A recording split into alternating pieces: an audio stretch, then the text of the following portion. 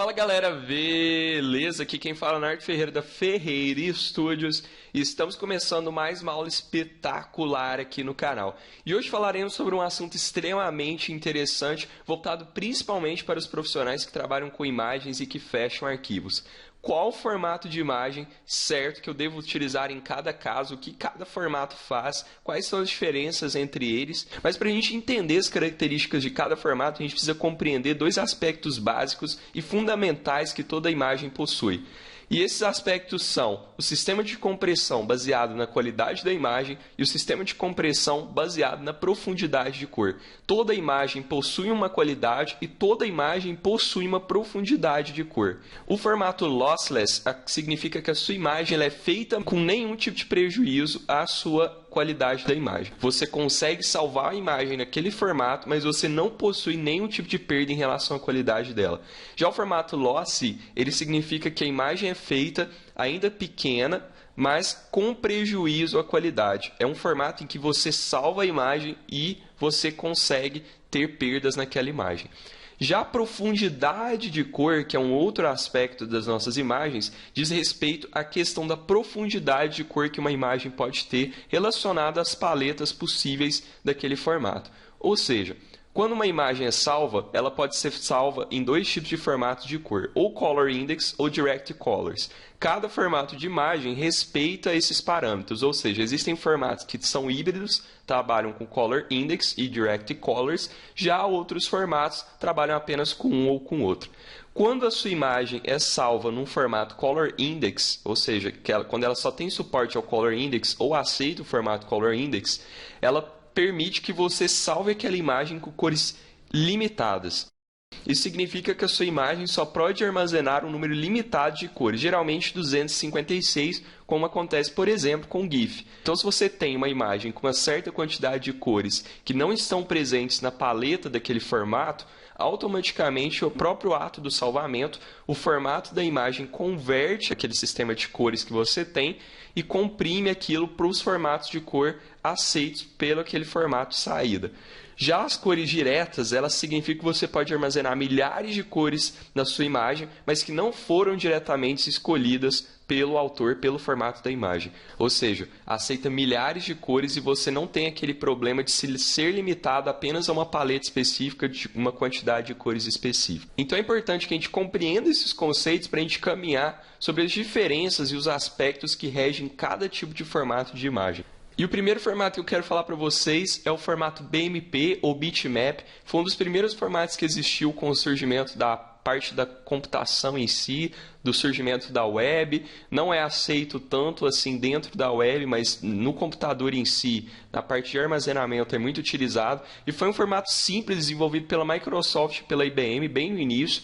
E ele aceita uma compressão híbrida, ou seja, ele é lossless, ele aceita o salvamento da sua imagem sem nenhum tipo de perda, e ele é Index and Direct. Ele permite que você salve de forma que você tenha as cores já indexadas, limitadas a uma paleta de cor, mas ele permite também que você salve aquela imagem dentro de um sistema ilimitado de cores, sem se limitar a uma paleta específica, que no caso seria o Direct.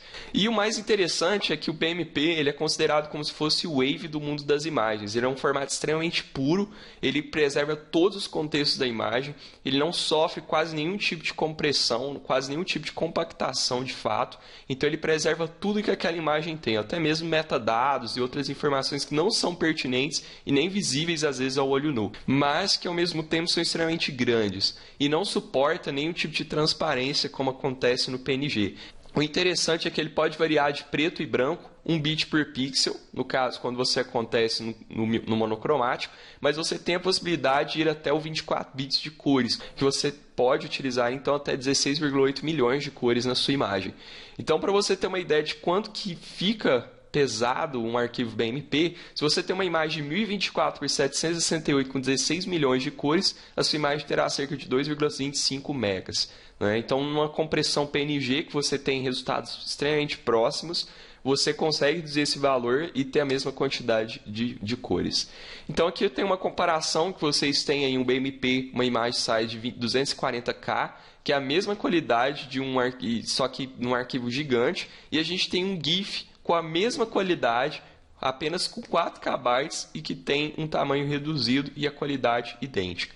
Então, o BMP tem essas particularidades, é interessante entender ele e é um dos primeiros formatos que surgiu aí. Além do BMP, nós temos também o GIF, que é o Graphics Interchange Format. É um formato bastante conhecido pelas pessoas porque está ligado ao suporte com animações. O GIF, ele suporta uma compactação lossless, ou seja, é uma compactação em que você tem a sua imagem, mas não tem nenhum tipo de prejuízo à qualidade da sua imagem. O que muitas pessoas confundem é porque acham que o GIF ele gera uma perda de qualidade em relação à sua imagem, mas na verdade isso não acontece. Isso acontece porque, como a paleta de cores é limitada, acaba dando essa impressão de que a sua imagem perdeu a qualidade. Mas na verdade é por causa da limitação da paleta de cores. E ele é index only, ou seja, ele é apenas formato indexado. Você tem o formato GIF e ele tem uma paleta de cores de até 256 cores e ele se limita a isso. Você não consegue utilizar mais cores que isso. Então, às vezes, dá essa impressão de que o formato, infelizmente, gera uma qualidade ruim, mas isso não é verdade. Isso se dá devido à quantidade de cores que você pode utilizar pelo formato. Algumas características do GIF. Você suporta animações. Ele é um dos formatos mais antigos utilizados. Ele existiu exatamente para reduzir essa questão do problema em relação a não conseguir criar imagens dinâmicas, imagens interativas, imagens animadas. Eles não são legais para gradientes, o formato não é legal para gradiente porque como você tem uma paleta limitada, ele tende a pixelizar um pouco a transição e não deixa a transição tão suave. Então, se você tem uma transição de um laranja para um verde, por exemplo, em alguns pontos da transição ele vai começar a utilizar cores sólidas e não pegar uma transição linear daquela matiz. Ele usa uma compressão LZW, que é uma compressão sem perdas, porque você não muda a qualidade em cada salvamento, que é o que acontece no JPEG. Toda vez que você salvar o GIF, você não vai ter esse problema de perder a qualidade, como acontece com o JPEG. Como ele é uma compressão sem perdas, toda vez que você salvar, ele vai manter aquela característica da imagem, a não ser que você tenha alterado ela, mas você não vai ter uma perda de qualidade em relação àquele salvamento. Então ele se limita a até 256 cores, mas ele tem uma característica legal que ele suporta transparências, então em alguns casos, quando você tem cores bem chapadas e não tem a necessidade de ter uma paleta de cores ampla, ele gera um arquivo extremamente reduzido e com uma qualidade legal. E em 1996 ele perde o espaço para o PNG 24 bits que suporta milhões de cores e é isso que a gente vai falar agora. Depois que o GIF foi criado, posteriormente criaram um PNG para concorrer ao GIF de uma forma que você conseguisse comprimir essas informações, mas sem ter tanta perda de qualidade, mas ao mesmo tempo você tivesse um suporte gigantesco às cores. O que é o PNG? É o Portable Network. Ele é um formato lossless, ele permite que você crie imagens sem nenhum tipo de prejuízo à qualidade. E ele também é index e direct. Pode se limitar a uma paleta de cores, mas ao mesmo tempo ele permite que você utilize milhões de cores ao mesmo tempo, dependendo do formato PNG. Quando você tem um PNG 8 bits, por exemplo, você vai ter uma imagem lá de 8 KB de um tamanho reduzido e com uma transparência sensacional. Quando você tem um GIF, você vai ter uma imagem de 12 KB com um tamanho um pouco maior e com uma transparência negativa, como está acontecendo aí nesse logo do Twitter. O PNG não é muito recomendado para algumas publicações na web pelo fato de ser um formato que acaba sendo mais pesado. Então, em algumas circunstâncias, o PNG não é adequado para que você utilize tanto em publicações no seu site, no seu blog, não é, porque pode gerar sobrecarregamento da página. E ele também tem um suporte a animações, o que muita gente acredita é que o PNG não é possível de se criar animações por meio dele, mas o PNG permite que você crie animações e essas animações são suportadas através do formato APNG, que é Animation Portable Network Graphics. Infelizmente, o APNG ainda não tem um suporte tão legal para todos os navegadores, mas é um formato que existe, alguns navegadores já suportam o APNG, alguns softwares também para desktop já aceitam animações relacionadas ao APNG, mas ainda não está tão difundido assim na web, por isso que a gente não vê tão constantemente em publicações, em redes sociais, em sites, etc. E além do PNG, nós temos o JPEG, que é o Joint Pictures Expert Group. O PNG é um formato 24 bits que suporta até 16,8 milhões de cores e ele tem uma compressão lossy e direct colors. O que significa para nós? Ele é lossy porque ele permite que você comprima a sua imagem, mas tendo perda em relação à qualidade dela. Então, toda vez que você salva uma imagem JPEG, ela vai perdendo a qualidade dela. Então, se vocês visualizarem essa imagem da flor, a gente tinha um JPEG em alta definição que tinha 330 KB, a gente tem um JPEG em média definição que já tem 26 KB, ou seja, à medida que ele reduz a qualidade da imagem, ele também acaba reduzindo o peso da imagem, porque ele abstrai, ele remove características da imagem para poder reduzir a imagem, comprimir ela, mas gerar um arquivo menor, uma saída menor. Por isso que é um arquivo tão utilizado na web, porque como você tem a possibilidade de comprimir ele, mas sem ter tanta perda da qualidade quando você faz uma compressão única, você acaba conseguindo reduzir o peso da imagem de uma forma significativa, mas você tem sem ter tanta perda assim da imagem. A não ser que você faça vários salvamentos, como aconteceu aqui no terceiro caso da imagem da flor, onde você tem um JPEG de baixa definição que apresenta apenas 11 KB. Então aqui, se vocês perceberem, como eu disse anteriormente do GIF, a relação entre o JPEG e o GIF é muito visível. Se você tem um JPEG e tem uma transição de gradiente, por exemplo, o arquivo acaba se tornando pequeno e a transição do gradiente, como aconteceu aqui do azul por esse tom aqui mais roxo, mais rosa, a gente percebe que a transição é suave. Já quando você pega o GIF e ele tem uma compressão de 56 KB, que é até maior que o JPEG, ele tem uma qualidade menor em relação à transição desses gradientes e ele tem um tamanho de arquivo um pouco maior que o JPEG. O JPEG, nesse caso, tinha 24 KB e o GIF tinha 56 KB. Então, quais são as características do JPEG? Ele não suporta transparência, ele é um formato universal. Você utiliza tanto na web como em vários tipos de computadores, dispositivos móveis, tablets, etc. O BMP salva a imagem pixel por pixel, já o JPEG ele é capaz de gerar blocos de pixels com menos informação para você armazenar. Então, o que ele faz? Ele pega trechos da sua imagem, salva blocos daquilo, consegue comprimir e toda vez que ele vai salvando, ele vai reduzindo um pouco desses blocos para diminuir a qualidade, um pouco da qualidade da sua imagem, mas automaticamente reduzindo o peso do seu arquivo na saída. Então você tem uma perda de qualidade em cada salvamento e o que se dizem do JPEG até sobre o sistema de compressão dele, principalmente quando ele foi inventado, é que o JPEG tira da imagem aquilo que os olhos humanos não conseguem ver. Então, por mais que você tenha um JPEG em alta definição, você pode ter certeza que existe algum tipo de compressão ali, por mais que você não esteja percebendo. Então, na realidade, a característica do JPEG é que ele esconde as cores que o olho humano não consegue ver.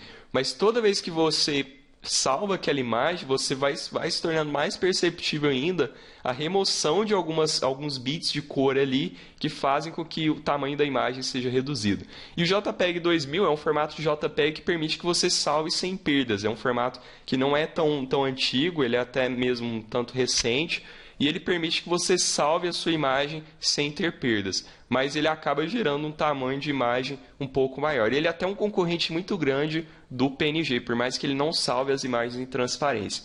O JPEG, então, ele acaba sendo ruim para alguns casos de logotipos e formatos de imagem que precisam de ter muitas linhas. Por quê? O que acontece?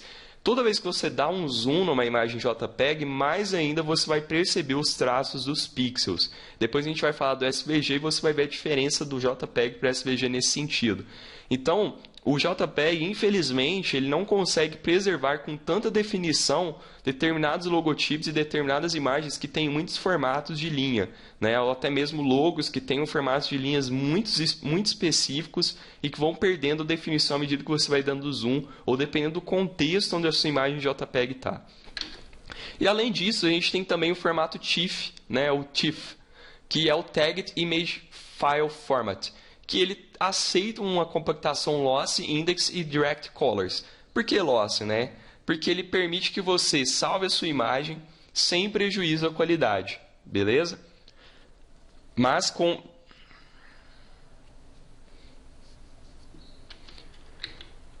E além do JPEG, nós temos também o formato TIFF, que é o Tagged Image File Format.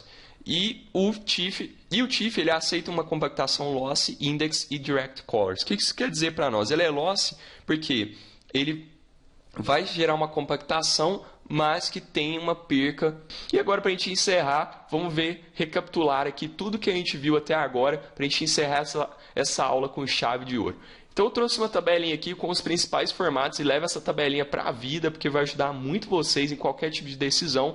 Lembrando que cada um desses formatos depende do contexto que você está. Antes da gente falar da tabela, eu quero falar um pouco para vocês de algumas características de como você pode utilizar melhor esses formatos de imagem em cada contexto. PNG é uma boa opção para que você utilize transparências e arquivos menores sem perda, mas para arquivos maiores nem tanto, a não ser que você exija um formato sem perdas num tamanho maior. Já o GIF é praticamente um brinquedinho, você utiliza apenas para animações, mas pode produzir imagens leves quando você utiliza ele em 8 bits, principalmente se comparado ao formato BMP. E quando você utiliza o JPEG, ainda é o rei para fotografia e imagem fotográfica na web, principalmente por conta do tráfego de dados, questões de e-mail, etc. Mas toma cuidado, porque toda vez que você salvar ele, vai degradar um pouco a sua imagem e pode ser que essa qualidade vai ficando mais ainda negativa e não seja o formato legal para você naquele segundo momento. Já o SVG é ótimo para logotipo, ícones, animações em web, entretanto, alguns programas populares como o Office não apresentam suporte ao formato. Então, se você tentar pegar um SVG e jogar no PowerPoint, ele não vai aceitar, porque o PowerPoint já tem o próprio formato vetorial dele quando você cria aqueles bloquinhos de forma lá. Mas ele não vai aceitar de uma forma tão legal o SVG. O interessante é que você pode pensar o seguinte: o SVG é um formato extremamente relacionado à web, então o contexto que você vai utilizar ele é para a web. Então, se você tem uma marca, um logotipo, etc., utilize o SVG, porque com certeza ele vai ser bem melhor para ele no seu site. Porque o formato já está disseminado, cada dia mais os navegadores têm tido mais suporte ao SVG, e caso não tenha também, você pode mandar um PNG lá, provavelmente não vai ser tanto problema assim em nível de carregamento. Então vamos às principais características de cada formato. PNG ou APNG, que é o formato animado do PNG, por mais que não tenha tanto suporte o APNG, mas é interessante colocar aqui. O PNG tem uma quantidade de cores de 16,8 milhões, suporta até 16,8 milhões. É uma compressão com perda? Não. Ele suporta transparência, ele suporta animações e tem uma alta qualidade de imagem. O JPEG suporta até 16,8 milhões de cores, é uma compressão com perda, não suporta transparência, não suporta animação, mas a qualidade é alta, mas com perda em cada salvamento. Então lembre-se, por mais que você tenha um JPEG salvo em high quality, com 100% de qualidade, ainda existe algum tipo de compressão naquela imagem. Já o formato TIFF, ele aceita até 16,8 milhões de cores ou mais, porque o TIFF é o único formato que aceita até 48 bits de informação, então ele consegue meio que duplicar esse valor, por mais que é meio complexo você visualizar hoje em dia uma imagem TIFF, mas existe essa possibilidade. A compressão é com perda, não acontece perda no formato TIFF, se acontecer é muito mínima. A transparência tem suporte à transparência, não tem suporte à animação e a qualidade é altíssima. É uma das maiores qualidades de imagem que existe, porque preserva todas as informações muito próximo do BMP. O BMP, a quantidade de cores até 16,8 milhões, não tem compressão, não tem perda, não tem nada, porque preserva tudo da imagem, metadados, características do obturador, quando é tirado de uma câmera, etc. Transparência, não suporta transparência, não suporta animações, tem uma alta qualidade. SVG, até 16,8 milhões de cores, compressão com perda, não, suporta transparência, suporta animações, e a qualidade é autoescalável, ou seja, independente do zoom ou diminuir no zoom, você não vai pixelizar a sua imagem. Independente do contexto que você esteja, do zoom que você dê, ela vai sempre prevalecer com aquele formato, com aquela qualidade. Formato GIF, até 256 cores, é uma compressão com perda? Não é uma compressão com perda. De novo, a questão do GIF é muito comum as pessoas confundirem, porque o GIF suporta até 256 cores, e por conta dessa limitação da paleta, por ela ser de cores indexadas, as pessoas têm a mania de confundir que o GIF reduz a qualidade da imagem, mas a questão não é essa, a questão é que a paleta acaba se tornando limitada. É uma compressão com perda? Não. Suporta transparência? Sim. Suporte animações? Sim. A qualidade é variável, porque dependendo do tipo de imagem que você vai utilizar e dependendo do tipo de GIF que você vai fazer, pode ser que ele fique legal ou pode ser que não, né? Então, a impressão a olho nu é que talvez aquela imagem perca a qualidade, mas não por conta... A impressão, então, é que aquela imagem perca a qualidade, mas a questão não está relacionada à compressão do GIF, mas a questão do GIF é apenas suportar 256 cores no formato de profundidade paleta de cor. O WebP suporta até 16,8 milhões de cores. É uma compressão com perda? Não. Tem suporte à transparência, tem suporte a animações e a qualidade é altíssima. Então, eu acredito que o WebP vai se popularizar cada vez mais e possivelmente vai substituir muito em breve o PNG e o JPEG. Assim, na minha visão, mas é isso ainda, tem que fortalecer na comunidade, tem que ter mais gente usando, mais suporte ainda dos navegadores. Existem vários artigos sobre o WebP na internet, então dá uma pesquisada, principalmente se você for desenvolvedor. Então é isso aí, pessoal. Espero que vocês tenham gostado dessa aula. Ela foi um pouquinho grande, mas eu tentei trazer o máximo de informação aqui que eu abstraí nesse tempo que eu tenho estudado sobre isso. E eu espero que vocês tenham gostado. Não deixe de dar o seu like, de comentar, de compartilhar. A gente vai se vendo aí nas próximas semanas com novos vídeos. Não deixe de assinar o canal. Não deixe de assinar o canal, acompanhar nossos vídeos. Eu vou ficando por aqui. Semana que vem tem mais. Valeu!